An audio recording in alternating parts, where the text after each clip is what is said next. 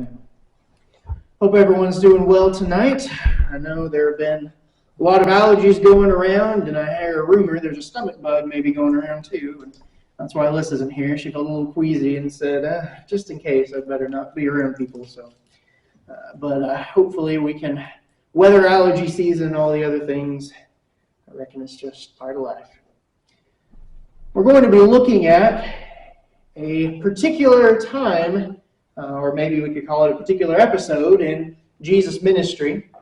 It is recorded for us in Matthew chapter 8, and it is, on the one hand, seemingly rather routine, and I don't mean routine in a literal sense. Every miracle of Jesus is amazing and mind-blowing, but if we're familiar with the healing stories of Jesus, as I imagine most of us are, it's not something that really seems to stand out that much, at least at first glance. There's a person who's sick and Jesus heals them.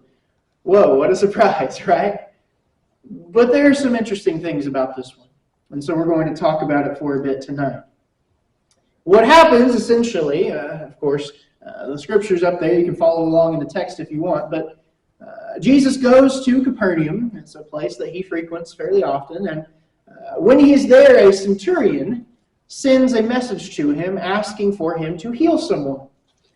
Now, if you're familiar at all with what the Roman system of military structure would be, a centurion is, I guess, in many ways, kind of like a sergeant would be in our military today, drawing a very loose comparison, of course. But a centurion would be a person in charge of about 100 men, of course. Cent would be 100 in Latin.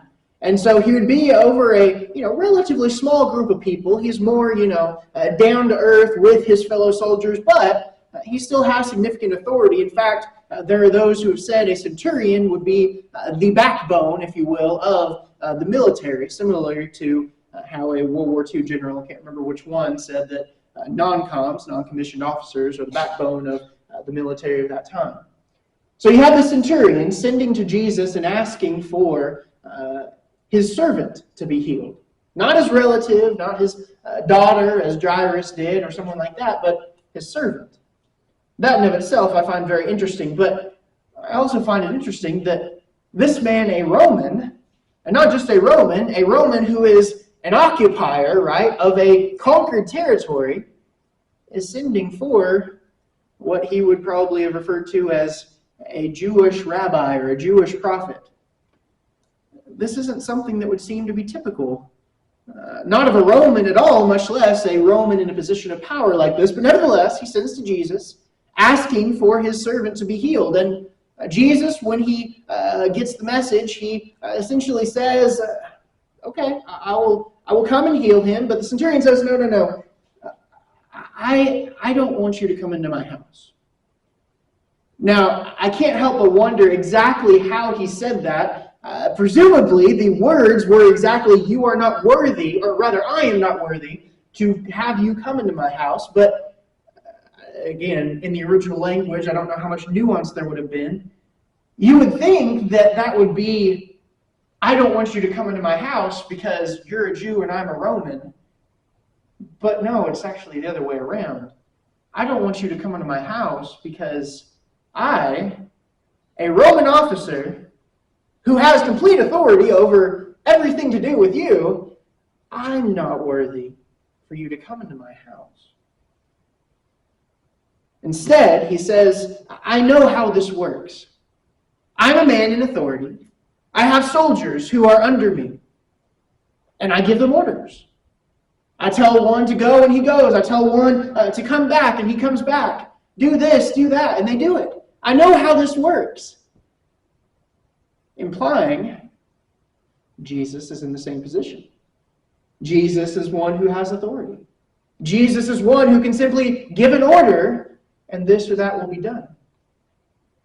And so he says, don't come to my house. That's not necessary. I don't think we often understand just how significant of a statement this is.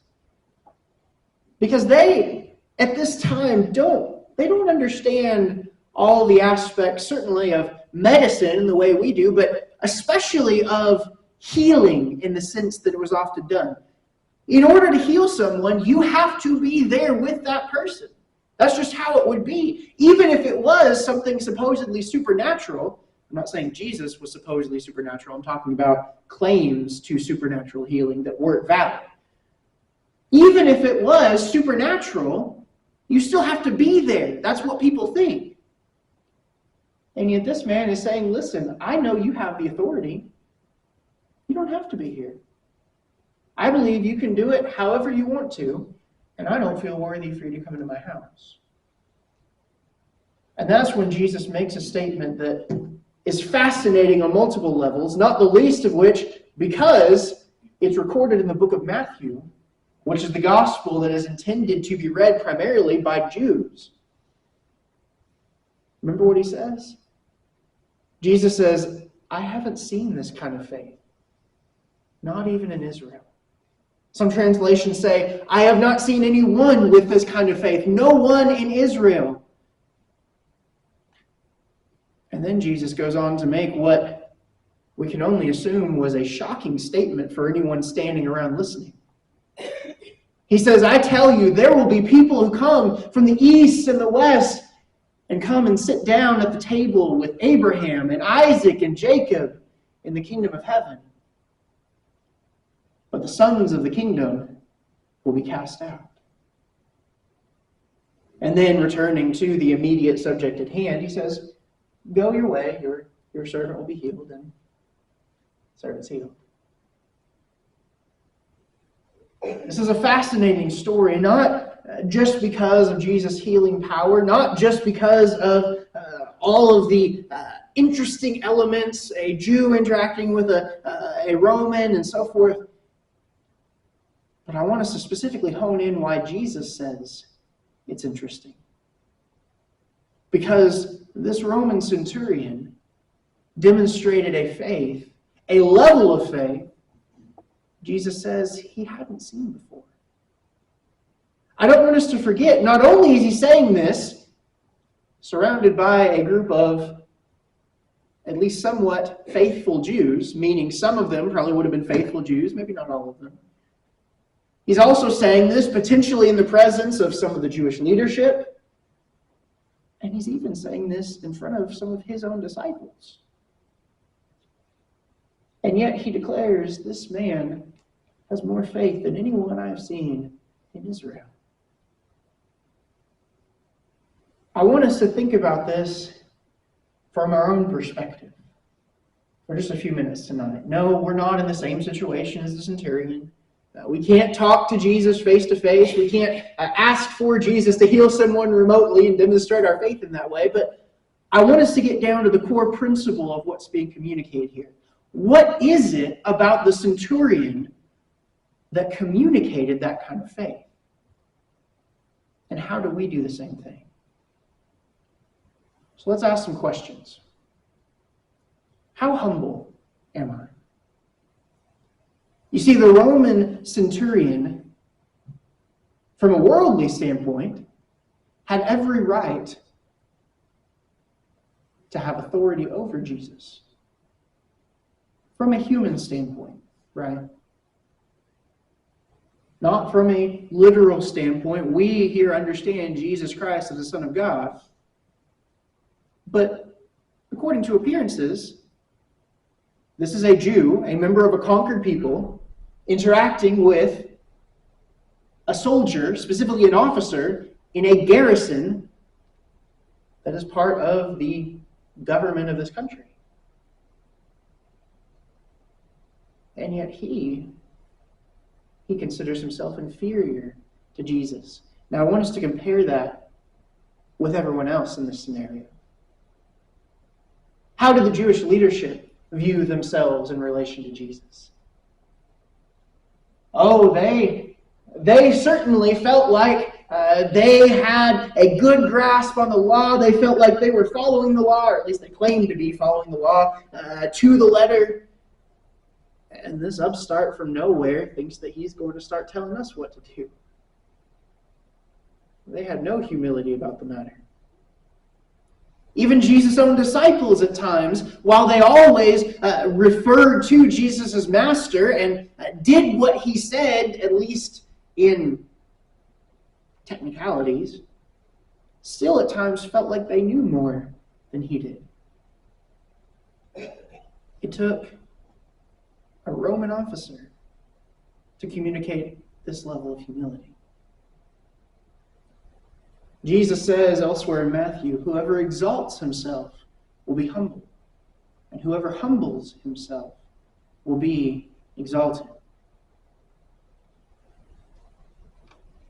Certainly, Jesus himself provides the most striking example of this. But I want you to think just for a moment. Let's even remove ourselves from the immediate context of this event. Can you imagine if any of the centurion's superior officers heard this conversation? What they would think? How dishonorable for a Roman soldier to cower at the feet of a Jew. Can you imagine what the centurion's own men would have thought if they saw their commander acting so shamefully? And remember all this, not on behalf of a family member, on behalf of a servant. And yet the centurion understood something that very few in his day, Jew or Gentile, understood. By the grace given to me, Paul says in Romans, I say to everyone among you, not to think of himself more highly than he ought to think. Again, going back to Jesus himself. Jesus had every right to think highly of himself. There was no more highly than he ought to think. There is no higher than him. And yet even he chose, both because of the role he took on coming in the flesh, but also as an example to us, to humble himself. Not even to think as highly of himself as he had a right to. He humbled himself. We're told he humbled himself even to the point of death on the cross. And therefore Peter would say, humble yourselves therefore under the mighty hand of God, so at the proper time he may exalt you. Imagine, just for a moment, if the centurion would have taken a different tack. All right, I've heard that there's this Jew that is claiming he can heal. Well, maybe he can, maybe he can't. I'll take a risk. Go and order him to come here. Now, I'm not saying Jesus wouldn't have healed the servant. After all, the servant is still the one who's sick. But Jesus certainly wouldn't have commented on the centurion's faith. But by his humility, the centurion was exalted. Nothing specifically in that particular instance that lifted him up, at least in a tangible way, but he's here in our scriptures, isn't he? It reminds me of what Jesus said about the woman who anoints his feet. That everywhere that this message is proclaimed, she will also be mentioned. Well, the same is true here of the centurion. So if we want to understand what made his faith stand out so much, the first thing we have to keep in mind is our humility. We don't ever know better than God.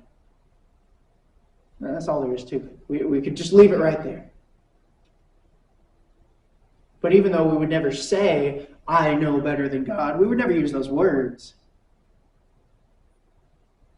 Our actions sometimes betray us in that regard, don't they?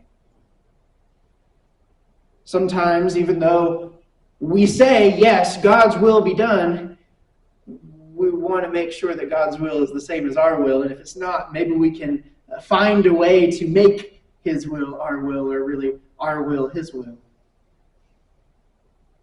And that's the wrong attitude. I never know better than God. And that's all there is to it. But secondly, How trusting am I? Now, I want to draw a distinction. There is a lot of overlap here, and so I want to be specific of what I'm talking about. I'm talking about trusting in the sense of how is this going to work? Right? You could interchange the word trust and the word faith. I'm using faith in a very broad sense when Jesus comments on his faith. But specifically when I'm talking about trusting, I'm talking about how this is going to work. You know, one of the reasons why I've always loved dogs, not that I just would kill a cat if I saw it, all right? I don't hate cats in that sense, but I'm also not a cat person. I'm a dog person. No offense to anyone who likes cats. But the reason I'm a dog person, one of the reasons, is because of how trusting they are. They don't know what's going on, but they always know that you got their back. They stand there and they wait for you to feed them. They stand there and they wait for you to take them outside, do whatever needs to be done. Lucy in particular, our little puppy, she's so cute precisely because you can tell how much she depends on us. Now, she's an animal. Dogs are animals. They're not nearly as important as people, but I think God gave us examples like that in nature, including among the animal kingdom, for a reason.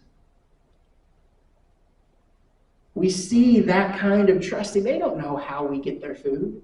They don't understand economics, right? But they know that we're going to feed them. Whenever Jesus is asked to heal this individual, again, we talked about there's a way that this happens in people's minds. In fact, up till this point, I don't know of an example that we could prove happens before this of Jesus healing other than being next to the person and touching them or speaking a word directly to them. I think without exception up to this point, you can correct me later if I'm wrong, but I think he has always done it in person. Now, if I know that as someone who has a person to be healed, I'm not going to want to change the script. I'd rather him do it just the way he's always done it, because what if it doesn't work if you change something, right? Well, we can be superstitious like that a little bit. If I change one thing, well, maybe it won't work. You know, that's something I run into all the time with tech problems. I'm talking to you, speaker. Anytime that something is wrong with technology, I always try and find the things that have changed. And even if I know there's no way this specific change could have had any impact on what I'm trying to fix, I still try and do everything exactly like I did, just in case, right? It's not even really superstition. That's just, sometimes there are things that happen that we don't realize the impact they're going to have. None of that was the centurion's attitude. It didn't bother him how it was going to happen. All he knew was Jesus had the power, and therefore if Jesus said it was going to happen, it was going to happen. Therefore, do not be anxious about tomorrow, Jesus said. For tomorrow will be anxious for itself. Sufficient for the day is its own trouble. I think sometimes we miss this. I think we believe God is going to provide for us. I think we believe that God is going to give us our daily bread and all these things. But I think we also sometimes need to know how. We trust it, but we also want to be following the process every step of the way. Now, I'm not talking about doing our part, taking responsibility, providing for family, all that kind of stuff. I understand all that. I'm talking about when times get hard. When maybe there's uncertainties and we want to know exactly how all this is going to be resolved. Isn't that what Jesus is saying explicitly? Don't be anxious about.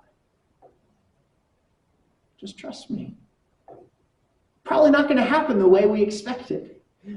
That's usually God's way of doing things. But it's going to happen. I think about, and I've told this story before, but when I was in between the job that I had after college and when I ended up going to preaching school, I was in between. I was trying to figure out all that was going to happen. And I'll be honest, I wanted to know not just that I was going to figure out a way to move forward and what I was going to do next, but I wanted to know how. I wanted to see it planned out. I wanted to have it all laid out. And that's not how it happened. But it happened. And it happened way better than it would have if I had tried to just rely on my own plans.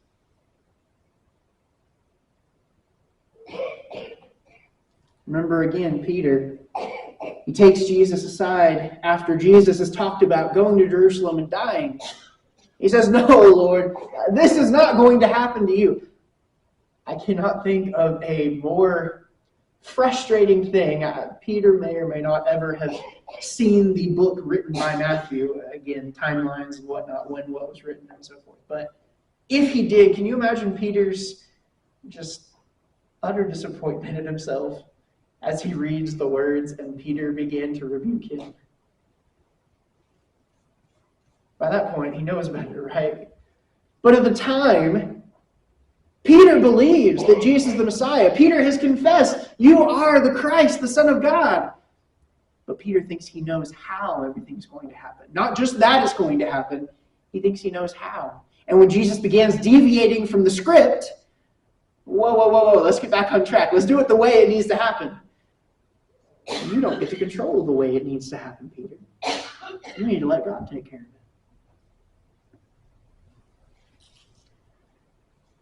Even going all the way back to the Old Testament, the example of Abraham as he is tested by being asked to offer Isaac as a sacrifice. Remember what the Hebrews writer tells us? He tells us that Abraham, he didn't know what was going to happen. He knew that God was capable even of raising Isaac from the dead. By the way, that's not how things turned out, was it? But it didn't matter. However, God took care of it. Even if it took raising from the dead, Abraham just knew that God had under control. If I need God to solve my problems in a way that I expect or understand, I don't really trust Him. Do we understand what we're saying here? I always need God to solve my problems. I can't solve my problems on my own. But if I require God to specifically solve them in a way that I want Him to, in a way that I can understand how He's going to do it, I don't trust Him. Again, that doesn't mean I don't fulfill my responsibilities. I don't do my best with what God has given me.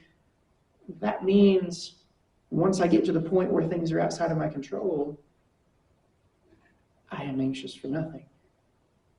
But in everything, by prayer and supplication with thanksgiving, I submit my request to God.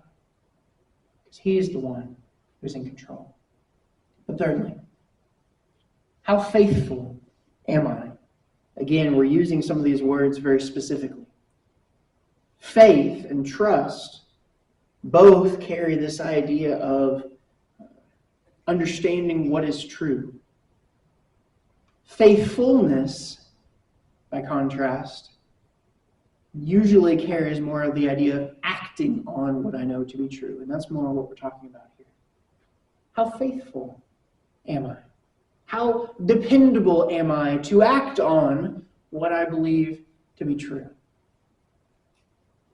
Centurion doesn't have any insurance in place. And I don't mean literal insurance, State Farm or whatever. I'm talking about insurance in the sense of he doesn't have any backup plans.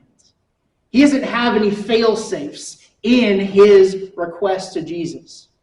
You go to Jesus and you ask Him this. If that doesn't work, offer Him money. If that doesn't work, order Him. Because I'm a Roman, I can do what I want. None of that. He just says, listen, I believe. And so this is what I'm going to do. I'm going to ask. And the rest is in God's hands. In this case, the rest is in this man of God's hands. How faithful am I? Maybe I trust. Maybe I humble myself. But do I follow through? James says, be doers of the word and not hearers only, deceiving yourselves. Goes back to the old illustration, right? All these people praying for rain, but only one brings an umbrella. It's one thing to believe something's going to happen, but your actions show how much you actually believe it, right? If I say I believe, but then I act as if what I believe is going to come to pass, that tells me something. That tells the people around me something. You see that a person, James continues, is justified by works and not by faith alone. This has generated a lot of controversy because people try and take one passage or another out of context. Well, this passage says we're justified by works. Well, this passage says we're justified by faith. Well, which is it? Yes, we are justified by faith. But faith without works is dead. Faith, naturally, if it is true faith, will be acted upon. I can believe in the sense of this is true in my mind, right? But what I do with that is telling. Remember Jesus' words in the famous parable of the wise man and the foolish man? Everyone who hears these words of mine and does them will be like a wise man who built his house on the rock. That's the criteria. The one who not only hears, doesn't even throw believes in there, right? Although I think hears kind of implies that. Hears as in receptive to the message.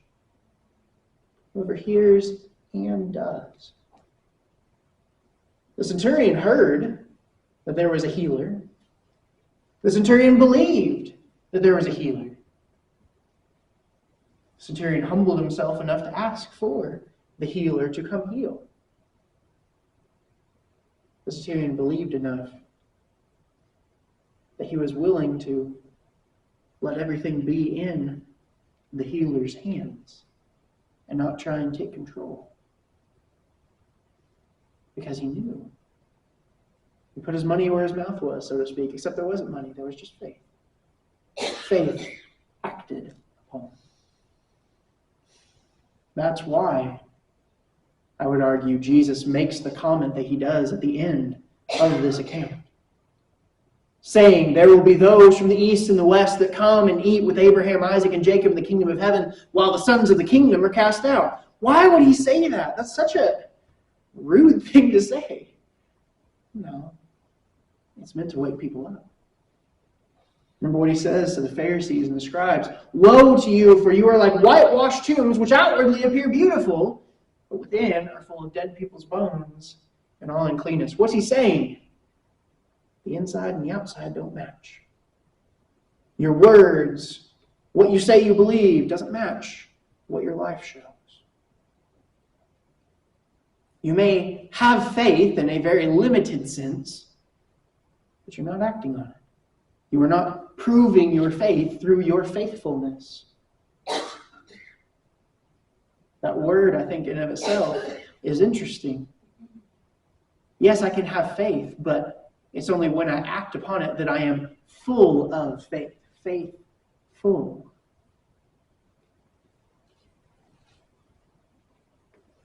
Don't laugh at me if you know what this quote's from, but I think it fits.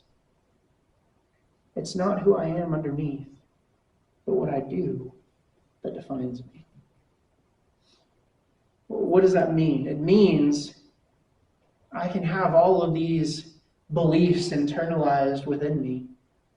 Okay, well, as James said, you show me your faith without your works, and I'll show you my faith by my works. I have to act on it. I have to act on it as the centurion did. If I am going to model myself, imitate me as I imitate Christ, right? If I'm going to imitate what Jesus commends in this centurion, I have to humble myself.